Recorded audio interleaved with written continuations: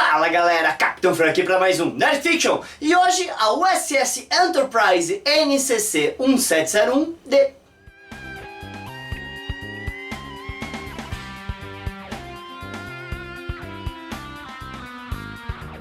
Bem turma, eu falei da Enterprise F e da Enterprise E. Então eu queria continuar falando das naves, falei, quer saber? Vou seguir a ordem decrescente e vou para a D, certo? Agora já vou falar que vai ser muito difícil falar da Enterprise D, porque ela é a nave de Orson Welles que mais apareceu em tela, ela conseguiu aparecer mais do que a própria Enterprise original, tá? E ela é uma das naves mais famosas da ficção científica, então eu provavelmente vou acabar esquecendo alguma coisa ou deixando algum comentário de lado, ou simplesmente pro vídeo não ficar longo, vou escolher não falar de alguma coisa que pra você pode ser muito importante. Então se eu esqueci alguma coisa, deixa os comentários aqui e já vai apertando o joinha, dá o gostei, compartilha, fala pro pessoal, oh, você gosta de Orson Welles, conhece o trabalho da Nova Frota? Vai lá e dá uma olhada em tudo que a Nova Frota tá fazendo. Se você se arrepender, a gente tenta sempre melhorar. É isso aí galera, vamos lá.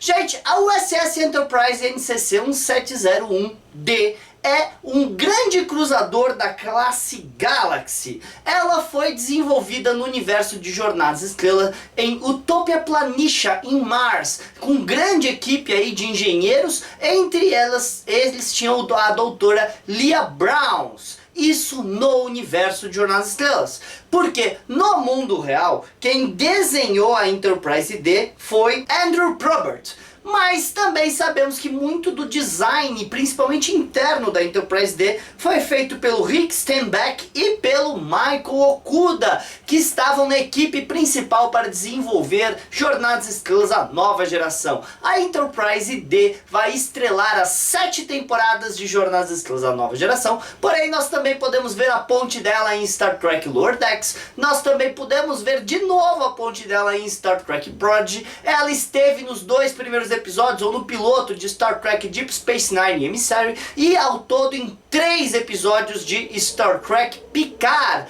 além dela estrelar o filme Star Trek Generations. Então tá aí um grande currículo. E ela também fez uma pontinha em Star Trek Enterprise. Então ela participou de Star Trek demais, até naquela porcaria do Very Short Tracks que eu não deveria comentar, nós podemos ver ela em toda a sua glória. Gente, a nave foi colocada em serviço no universo de Jornadas Estrelas no ano de 2363 e ela fica em serviço até 2371, quando ela foi dada perdida pela Frota Estelar após a Batalha de Veridiana 3, quando a seção engenharia da nave foi destruída e a seção disco acabou derrapando para dentro da órbita do planeta, não é mesmo? Então, a nave foi resgatada pela equipe da Frota Estelar, afinal a diretriz primeira impede que a frota simplesmente deixe uma nave apodrecendo num planeta que poderia interferir com o desenvolvimento natural, mas ela estava com o status de destruída. Ela só vai ser reconfigurada em 2401, quando o Commodore George LaForge usou a seção de engenharia da USS Syracuse para trazer a nave de volta, sendo que ela foi ativa brevemente sob o comando do então almirante Jean-Luc Picard para salvar a Terra no incidente do Dia da Fronteira. E depois disso ela então foi novamente aposentada e está lá no Museu da Frota sob toda a sua glória, mostrando a importância de uma das naves mais famosas do universo de Jornadas Estrelas e da história da Federação.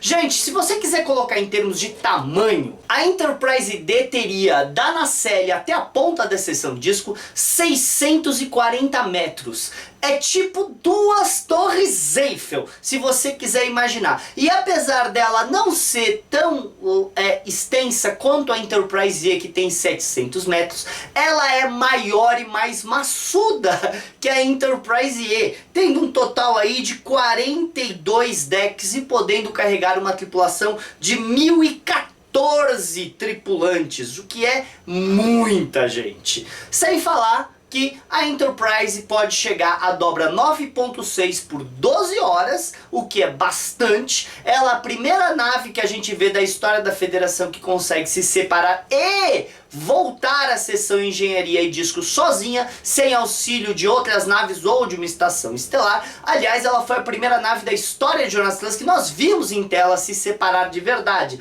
Apesar da nave do Kirk, né, a Enterprise original, poder fazer isso, já que no episódio The Apple ele fala pro Scott abandonar a seção engenharia e sair com a seção principal. Então sim, a Enterprise do Kirk poderia se separar, apesar de nós nunca termos visto, mas ela não poderia se reatracar sem ajuda de mais alguém. A Enterprise D conseguiria fazer isso. E por que existia isso?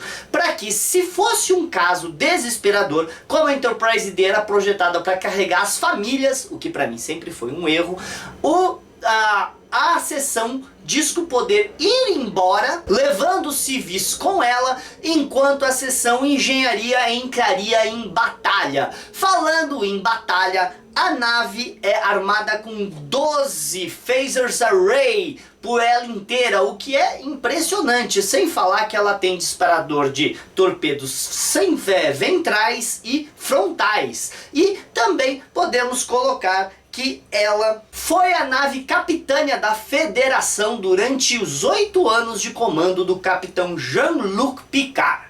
Só para colocar, apesar de eu ter falado tudo isso sobre a possibilidade de ela se separar, a gente só viu ela se separar, na verdade, 4 vezes.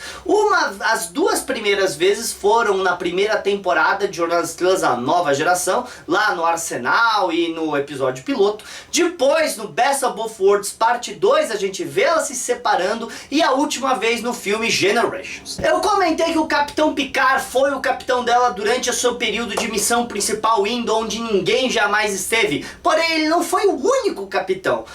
Quando o capitão foi dado como morto durante a crise Borg, lá em 2266 mais ou menos, o Riker foi promovido para capitão e assumiu oficialmente o comando da nave. Porém, mais tarde o capitão Picard foi dado como morto mais uma vez, quando ele estava indo atrás de uns ladrões de relíquias lá por 2370, quando então o Riker, agora sem ser promovido para capitão, assume oficialmente o comando da Enterprise. Porém, não foram só os dois. Durante a crise com os Cardassianos, o Capitão Picard é transferido para um grupo especial e quem assume o comando da Enterprise foi o Capitão Edward Jellicoe. Agora, quanto ao primeiro oficial, o comandante Riker, sem dúvida, foi o que é conhecido por ter ficado mais tempo como primeiro oficial da nave. Porém, o comandante Kurn do Império Klingon também foi, durante um breve período, o primeiro oficial da Enterprise. A comandante Elizabeth Shelby foi a primeira oficial da Enterprise, enquanto o Riker foi o capitão durante a crise Borg. E o Data também foi primeiro oficial da Enterprise para o capitão Jellicoe. Agora, o Data, além disso, ele também foi o oficial de operações e oficial de ciências durante a nave, sem ser além de ser o segundo oficial. Quer dizer que era Picard, Riker e Data ali no comando da Enterprise. Oficial médico-chefe, todo mundo lembra da doutora Beverly Crusher, porém durante um ano a doutora Pulaski foi a oficial médica-chefe da nave, e durante todo o seu período a conselheira Deanna Troi serviu como a conselheira da nave. Conselheira, eu devia ter falado a tenente comandante, que seria mais bonito, né? Engenheiro aí, os primeiros anos era uma bagunça de engenheiros, nem eu consigo falar o nome de todos os engenheiros, mas ao final do primeiro ano de missão da Enterprise D, o antigo piloto da nave, o tenente George LaForge, é promovido para tenente sênior e mais tarde tenente comandante, assumindo como o engenheiro-chefe da Enterprise D. Além disso, também tivemos aí a posição de oficial de segurança, que era da tenente Natasha Yar, porém após ela ter nos deixado, quem assumiu foi o antigo tenente júnior da Ponte, que foi promovido para tenente sênior e depois para tenente comandante, o Worf, que foi aí durante quase todo o período o chefe de segurança da nave. Ele foi oficial de operações durante um período curtinho, quando o Data foi dado como morto, mas ele foi o chefe de segurança da Enterprise. Como piloto, depois que o George foi promovido para engenharia, a gente teve o alferes honorário Wesley Crusher e depois alferes mesmo Wesley Crusher como piloto da nave, e depois ele ter ido embora. Tivemos aí alguns pilotos assumindo o posto ali da nave, mas quem realmente se destacou no posto foi a alferes Holarin e depois Tenente Holarin como a principal timoneira da Enterprise D. Também tivemos o chefe Miles O'Brien, que além de ter servido na engenharia, na segurança e como piloto, ele ficou mais famoso como chefe de transporte da nave, e ele chegou até mesmo a casar na Enterprise com a botânica a Keiko O'Brien. Pelo casamento. Também tivemos outros oficiais importantes aí que tiveram na nave, como por exemplo o Regis Barclay da engenharia, ou até mesmo quem esquece da nossa barwoman favorita, a Guinan. Mas diversas outras personalidades de Star Trek estiveram nessa nave, como por exemplo o almirante Leonard McCoy, o almirante Nechayev, o almirante P.J. Hanson, certo? O Dr. Julian Bashir, o comandante Benjamin Sisko. A gente também teve o embaixador Sarek e a sua esposa, a embaixadora Loxana Troy, o irmão malvado do Data, o Lore, certo? O Capitão Montgomery Scott, quem não ama o Scott na Enterprise D, e outras personalidades famosíssimas aí do universo de Jornada nas Estrelas, como a entidade Q e outro. Pra fechar o vídeo, eu queria falar que a Enterprise D foi a nave que mais longe foi no universo de Jornada nas Estrelas. Eu sei que a 7 de 9 falou lá em Picard que a Voyager foi a que foi mais longe, porém, e a nave do Kirk, né, a Enterprise original, conseguiu sair da galáxia mais de uma vez. A Enterprise A furou a barreira do centro da galáxia, seja lá o que seja isso. Mas a Enterprise D não só saiu da nossa galáxia, indo para outras galáxias, visitou outros quadrantes da nossa galáxia, como foi até mesmo para outras dimensões no episódio onde ninguém jamais esteve. Então, até o momento, ninguém bate a Enterprise. Eu sei que você está pensando, a Voyager foi para outro reino. Foi para outro reino, ficou lá no quadrante Delta, mas a Enterprise D visitou outros quadrantes, visitou outras galáxias, visitou outras dimensões, tá? Então, com a ajuda do viajante, não sei se vocês lembram, mas tava lá, então a D ganhou. Desculpa, a D venceu. E aí, gente, o que eu esqueci de falar? Deixa aqui nos comentários o que eu esqueci de falar sobre essa nave que salvou a Federação e a Terra tantas vezes. É isso aí, falou galera!